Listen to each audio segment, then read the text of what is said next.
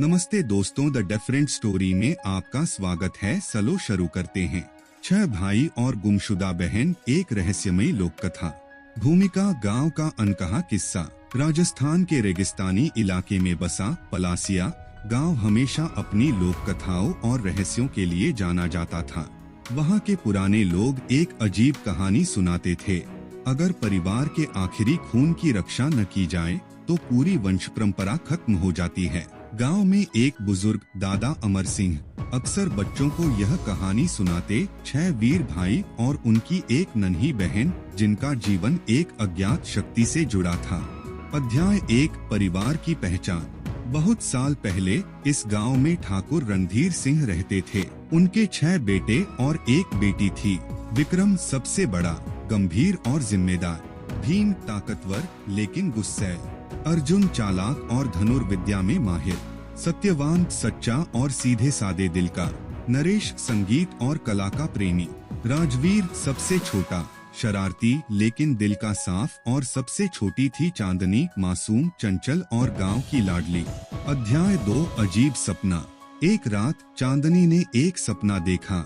वह एक सुनसान कुएं के पास खड़ी थी, जहां से एक बूढ़ी औरत ने उसे पुकारा, तेरी किस्मत रेगिस्तान की रेत में छिपी है और तेरे भाई तुझे नहीं बचा पाएंगे।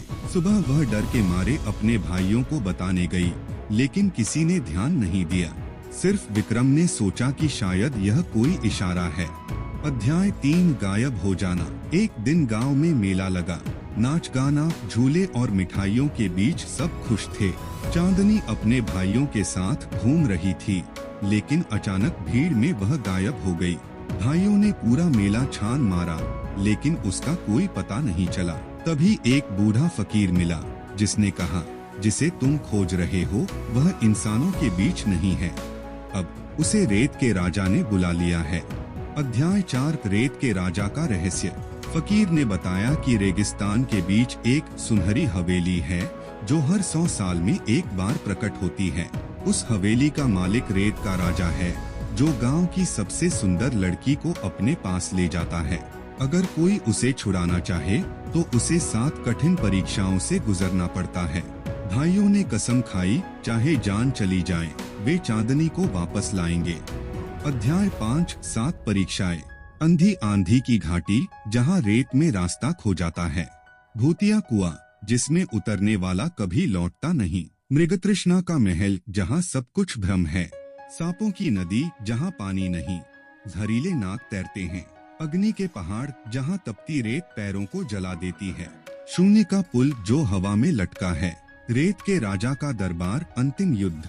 अध्याय 6, बलिदान। परीक्षाओं में एक एक करके भाइयों ने अपनी जान की बाजी लगाई। भीम सांपों की नदी में डूब गया। अर्जुन अग्नि के पहाड़ में जल गया। सत्यवान शून्य के पुल से गिर गया। आखिर में सिर्फ विक्रम और सबसे छोटा राजवीर बचे। अध्याय 7, रेत के राजा से सामना।